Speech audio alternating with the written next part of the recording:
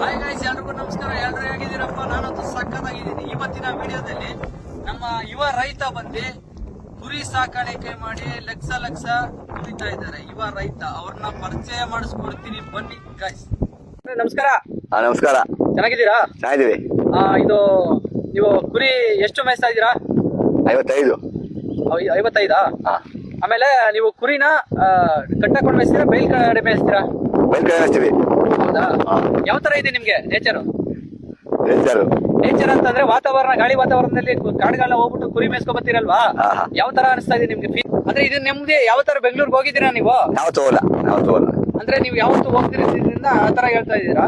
ನಮ್ಮ ಯುವಕರೆಲ್ಲ ಏನೇ ಹೇಳ್ತಾರೆ ಅನ್ನೋದು, ಬೆಂಗಳೂರಲ್ಲಿ ಇರೋ ಯುವಕರು ಏನ್ ಹೇಳ್ತಾರೆ ಅಂತಂದ್ರೆ, ನಾವು ಬೆಂಗಳೂರಲ್ಲಿ ಇರೋದ್ರಿಂದ ಈ ತರ ನಾವೇನಾದ್ರು ಮಾಡೋಣ ಸಪರೇಟ್ ಆಗಿ ಬಂದಿ ಅಂತ ಎಲ್ಲ ಅನ್ಕೊಂತವ್ರೆ.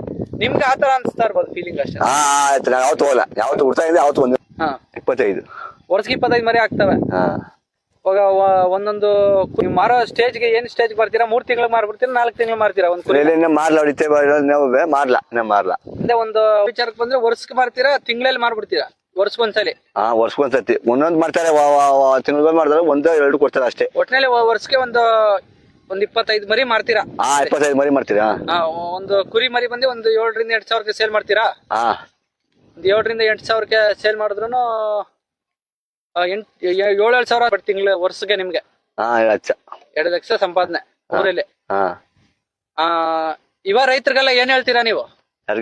ಯುವ ರೈತರಿಗೆ ಇವಾಗ ನಾವು ಕುರಿ ಮಾಡ್ಬೋದಪ್ಪ, ಸಾಕಾಣಿಕೆ ಮಾಡಿ ನಾವು ಮುಂದೆ ಬರ್ಬೋದು ಅಂತ ಒಂದು ಏನಾದ್ರು ಯಾಕಂದ್ರೆ ಇಲ್ಲಿ ಬೆಂಗಳೂರಲ್ಲಿ ನಮ್ ಸಿಟಿಲೆಲ್ಲ ಈ ವಿಡಿಯೋನ ನೋಡ್ತಾ ಇರ್ತಾರೆ ನಿಮ್ನ.